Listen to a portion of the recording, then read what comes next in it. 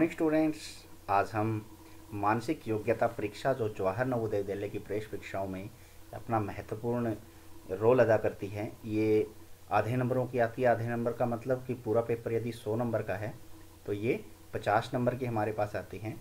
और मानसिक योग्यता, तार्किक योग्यता पहचानने के लिए हमारे पास ये 10 प्रकार से अलग अलग आकृतियाँ आती हैं, जिसमें सबसे पहले प्रकार को आज हम लेंगे, जिसका नाम हम रखते हैं वर्गीकरण के रूप में।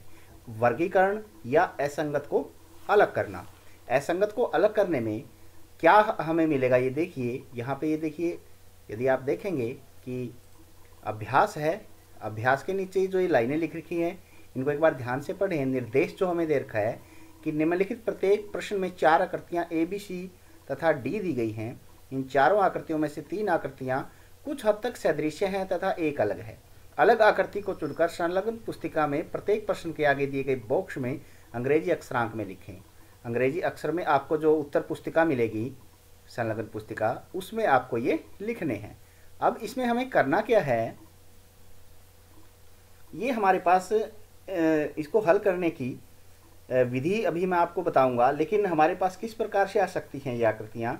चित्रों के आकार पे भी आ सकती हैं, चित्रों का आकार अलग हो सकता है, और चित्रों की स्थिति पर भी ये आ सकती हैं, डिज़ाइनों की संख्या पर आ सकती है, पैटर्न में समानता पर आ सकती हैं, वास्तविक चित्रों पर आधारित भी ये आ सकती हैं। चित्रों में रेखाओं की संख्याएं या फिर मुख्य चित्र और अंदर के चित्र के बीच संबंध, चित्रों का घूर्णन, लेखन पद्धति, अर्थपूर्ण शब्द पर आधारित, और चित्रों में हमारे पास खुली और बंद आकृतियाँ, कुछ इस प्रकार से भी इसके प्रश्न आ सकते हैं। हम पहले प्रश्न से इसी शुरुआत करेंगे। देखिए, जो हमारे पास ये प्रश्न के अंदर 4 आकृतियाँ दे रखी हैं, क्या लगता है आपको इनमें से कौन सी भिन्न है? ये देखो, साफ दिखाई दे रही हैं कि ए, यहाँ पे ए, बी और डी में तीर का निशान एक तरफ लगा हुआ है, लेकिन सी में नहीं है, तो इसका उत्तर हमारे पास क्या हो गया?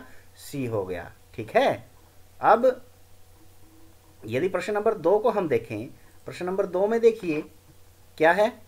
देखो, बी, सी और डी वाली जो दो हमारे पास रेखाखंड दे रखे हैं, ये सीधे हैं बिल्कुल, अर्थात इनमें जो अंतर है वो समान, इन्हों समांतर बोल सकते हैं। लेकिन जो ए भाग है, ए भाग में हमारे पास क्या है? रेखाएं, ये दोनों या रेखाखंड समानांतर नहीं है, इसलिए इसका ये उत्तर हो गया। ठीक है। अब तीसरे भाग में देखिए, एक त्रिभुज के अंदर रेखा खींच रखी है या रेखाखंड बना रखा है। इस रेखाखंड में आप देखेंगे कि बी, सी और डी में किसी एक शीर्ष बिंदु से सामने वाली भुजा पर लंब डाला गया है, ये देखिए, लेकिन ए भाग के अंदर 2 भुजाओं को आपस में मिलाया गया है, तो इसलिए इसका उत्तर भी हमारे पास क्या हो गया? ए हो गया। ठीक है। प्रश्न नंबर 4 में देखिए, प्रश्न नंबर 4 में देखिए, त्रिभुज सब में है, क्या अंतर है? यहाँ देखिए, रेखाखंड के दोनों तरफ तीर का निशान, यहाँ एक तरफ तीर का निशान, यहाँ भी एक तरफ तीर का निशान, और डी भाग में भी एक तरफ तीर का निशान है। तो हमारे पास जो ए भाग है, इसमें जो तीर का निशान है वो दोनों तरफ है, और इसका उत्तर भी हमारे पास ए ही होगा। अब 5वें प्रश्न को देखिए। 5वें प्रश्न के अंदर ए, बी, सी, डी 4 ये आकृतियां दे रखी हैं। इन चारों में देखिए, ये देखिए, बी में भी यहाँ पे देखो खुला हुआ है ये आकृति का मुंह, सी में भी आकृति का मुंह खुला हुआ है, और डी में भी आकृति का मुंह यहाँ खुला हुआ है। ए भाग में कहीं भी आकृति का मुंह खुला हुआ नहीं है, तो इसका उत्तर हमारे पास क्या हो गया? ए हो गया। ठीक है। इसको एक बार फिर आप ध्यान से देख सकते हैं। देखिए ध्यान से, ये मुंह खुला हुआ है, दिखाई दे रहा है, यहाँ पे ये मुंह खुला हुआ है, यहाँ पे ये मुंह खुला हुआ है, लेकिन ए भाग में कहीं भी मुंह खुला नहीं है, तो इसका उत्तर हमारे पास ए हो गया। ठीक है। अब प्रश्न नंबर 6 को देख लीजिए। प्रश्न नंबर 6 के अंदर 3 किरणें दे रखी हैं। अब इसमें देखिए, ए भाग में तीनों किरणों का मुंह एक तरफ है, सी भाग में भी तीनों किरणों का मुंह एक तरफ है, देखिए, और डी भाग में भी तीनों किरणों का मुंह एक तरफ है। लेकिन यदि हम बी भाग में देखें, 2 किरणों का मुंह एक तरफ है, और बीच वाली जो किरण है, ये देखो, इसका मुंह दूसरी तरफ है, तो ये भिन्न है। इसका उत्तर हमारे पास बी आ गया। ठीक है। अब 7वें प्रश्न में देखिए। 7वें प्रश्न के अंदर 5 आकृतियां दे रखी हैं। आपको क्या लगता है कि कौन सा इसका उत्तर होगा? कौन सी इनमें भिन्न है? बी भिन्न है। क्यों भिन्न है बी? क्योंकि जो ये तीनों आकृतियां हैं, बी को छोड़कर बाकी सारी, पंचभुज या फिर वर्ग या त्रिभुज, ये भुजाओं से बनी हुई आकृति है, लेकिन जो वृत्त है वो गोलाकार है, इसमें कहीं भी भुजाएं हमारे पास नहीं है। ठीक है। 8वें प्रश्न में देखिए, जिस प्रकार हमने 5वां प्रश्न किया था, 5वें प्रश्न के अंदर 3 आकृतियां खुली थी, एक बंद। 8वें में देखो 3 आकृतियां बंद हैं, एक खुली है। खुली कौन सी है? वो बी है, बिल्कुल सही। ठीक है। अब यहां पे भी देख लीजिए, 9वें भाग में भी 3 आकृतियां खुली है, बी, सी और डी तीनों खुली हुई हैं, लेकिन ओ है वो बंद है आकृति, जो ए आकृति है, जो हमें सर्कल एक वृत्त के रूप में दे रखा है। ठीक है। 10वें में भी देखिए, 10वें में भी ए, सी और डी खुली आकृतियां हैं और ये बंद है। अब यहाँ पे एक और ध्यान देने वाली योग्य बात है कि ये अंग्रेजी के अक्षर भी हो सकते हैं प्रश्न नंबर 9 और 10 में। यदि ये अंग्रेजी के अक्षर हैं तो इनमें आप वोवल और कॉन्सोनेंट ढूंढिए। क्या? स्वर और व्यंजन। 3 व्यंजन एक स्वर मिलेगा या 3 स्वर एक व्यंजन मिलेंगे, इसमें ये भी आ सकता है। लेकिन इसमें देखिए ओ 9वें भाग में ओ और यू है, 2 व्यंजन, 2 स्वर हैं, और डब्ल्यू और वी दोनों ही व्यंजन हैं। और 10वें में तो सारे के सारे स्वर ही हमें दे रखे हैं। ठीक है ना। तो ये 10 प्रश्न। अब आगे देखते हैं प्रश्न नंबर 11 में हम देखते हैं। प्रश्न नंबर 11 के अंदर एक बार ध्यान दीजिए, प्रश्न नंबर 11 भी उसी प्रकार का है। देखिए 3 आकृतियां खुली हुई हैं और बंद आकृति हमारे पास कौन सी है? बी भाग है। ये बी हो गया इसका उत्तर। ठीक है। अब अगली आकृति 12 में देखिए, 12 में क्या दे रखा है? प्रश्न नंबर 12 में आप ध्यान से देखें कि जो ये आपको दिखाई दे रहा है। देखो इस भाग को थोड़ा सा इंगित कीजिए, इस भाग को जहां से ये तीर का निशान फट रहा है, किरण फट रही है, इसको यदि ध्यान से देखेंगे तो पहले वाले ए भाग के अंदर देखो एक साइड किरण है और एक साइड रेखाखंड बंद हो रहा है, लेकिन दूसरे में देखो दोनों के ऊपर तीर का निशान है। ध्यान से देखें, यहाँ भी तीर का निशान है, यहाँ भी तीर का निशान है। तीसरे में भी एक तीर का निशान है, एक खाली है, और चौथे में भी एक तीर का निशान, एक खाली है, इसलिए इसका मान बी होगा। ठीक है। अब 13वें प्रश्न में ध्यान से देखिए, यहां से देखिए, या तो हमारे पास ए भाग में क्या है? सीधी आयतें बनी हुई हैं, बी में सारे के सारे जोड़ के निशान हैं, और डी में भी जोड़ के निशान जैसा ही है। अर्थात ए, बी और डी भाग में, 13वें प्रश्न में देखो ध्यान से, ए, डी और बी भाग में, डी, ए, बी और डी भाग में समान आकृतियां हैं, लेकिन सी भाग में देखिए ये आकृति अलग है और ये दोनों आकृतियां हमारे पास अलग है। तो इसका उत्तर हमारे पास कौन सा हो गया? सी हो गया। ठीक है। 14वें प्रश्न को देखिए ध्यान से। 14वें प्रश्न में देखिए बी, सी और डी जो तीनों के तीनों ये दे रखे हैं, देखो यू को इधर उधर किया गया है, या ये देखें कि इसमें गोलाई है, लेकिन ए भाग में कहीं गोलाई नहीं है, यहाँ दोनों की दोनों भुजाएं हैं, तो इसलिए इसका मान ये हो गया है। ठीक है। 15वें प्रश्न में देखिए, 15वें प्रश्न के अंदर ए, बी, सी और डी, ध्यान से देखिए कौन सा इसका उत्तर हो सकता है? बिल्कुल सही कहा, बी। क्यों?